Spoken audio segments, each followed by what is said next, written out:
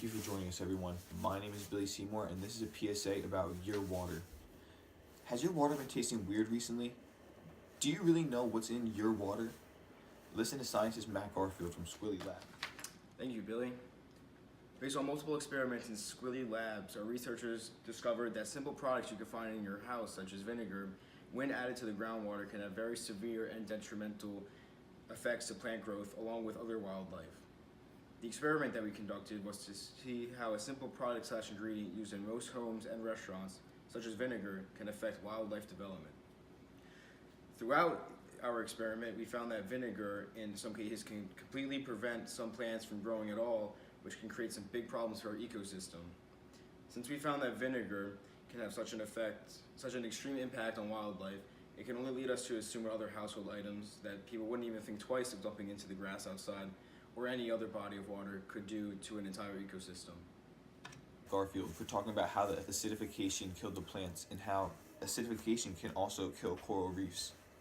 Next up, listen to this real-life story from Joe Pontrelli. Oh, hey. Good to see you there.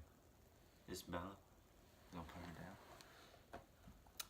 So, I'm Joe the G Pontrelli, and I'm here to talk about acid rain. So, dead or dying trees and plants are common sight in areas affected by acid rain. Acid rain leaches aluminum from the soil. That aluminum may be harmful to plants as well as animals. Acid rain also removes minerals and nutrients from the soil that trees and plants need to grow.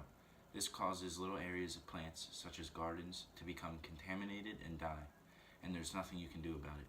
Really, the only way to prevent this is by growing bigger plants or trees around your garden to protect it from heavy rainfall.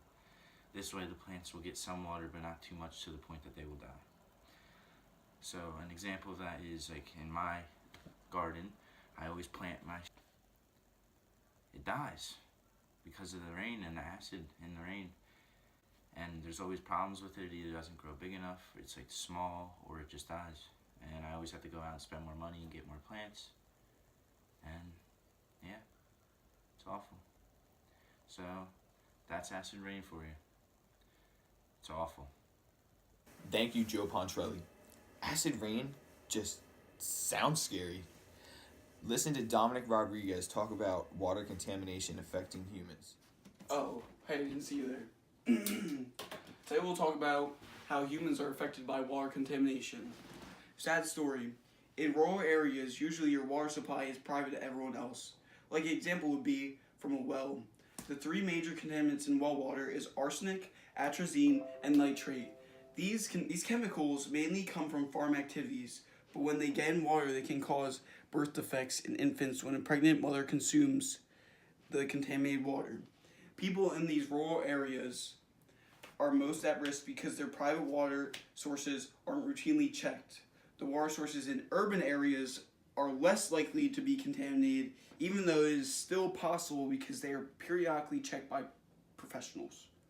People with private water sources should call the Federal Drinking Water Hotline for testing or find alternative drinking water sources. Alternatives to drinking tap water is buying bottled water ready for your consumption at a local grocery store. Cut off, Dom, but we're running low on time. Listen to Jimmy Gallagher talk about another real-life story. The water being found in everyday homes has been getting a lot worse because it's being contaminated through other natural causes. And this is causing a negative impact on my life because the government is making me pay more for clean water, and this is outrageous because I should not have to be paying more for something that I should already have. Thank you for tuning in, guys, and make sure that you check out what is in your water and stay safe.